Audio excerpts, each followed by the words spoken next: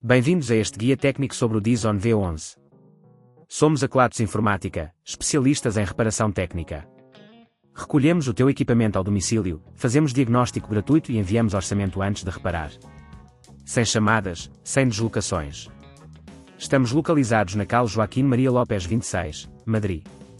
Cómodo, transparente e profissional. Link na descrição. Se o teu Dyson V11 faz barulho estranho durante a limpeza, é importante saber que isso pode ser um sinal de que algo não está a funcionar corretamente. Este barulho pode ser causado por um motor desgastado ou por objetos estranhos que ficam presos na máquina.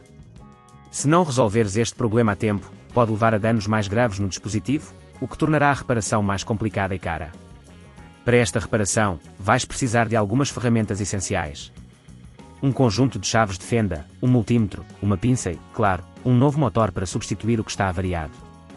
Antes de começares, assegura-te de que o Dyson está desligado e desconectado da corrente.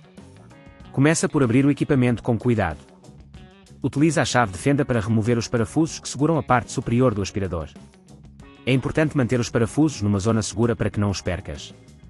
Depois de removeres os parafusos, levanta a tampa suavemente, certificando-te de que não danificas os cabos que estão ligados. Agora que tens acesso ao interior, deves localizar o motor. Geralmente, ele está situado na parte inferior do equipamento. Podes identificá-lo pela sua forma e pelo facto de estar ligado a uma série de cabos. Para o extrair, desconecta os fios com a pinça, tomando cuidado para não danificar os outros componentes. Desaperta os parafusos que fixam o motor ao corpo do Dyson. Lembra-te de aplicar uma força moderada, pois os parafusos não devem estar muito apertados.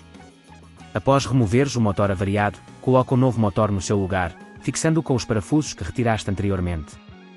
Reconecta os fios da mesma forma como estavam antes.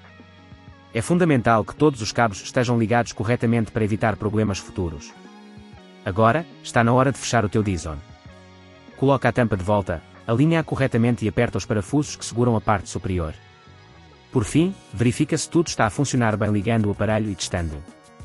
Se neste ponto achares que é demasiado complexo, lembra-te que na Kelatos recolhemos o equipamento no teu domicílio e devolvemos-te reparado.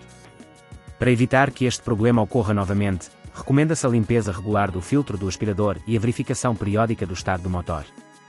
Além disso, evita aspirar objetos grandes ou estranhos que possam entupir o sistema.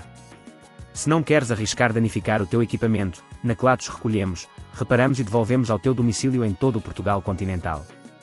Link na descrição.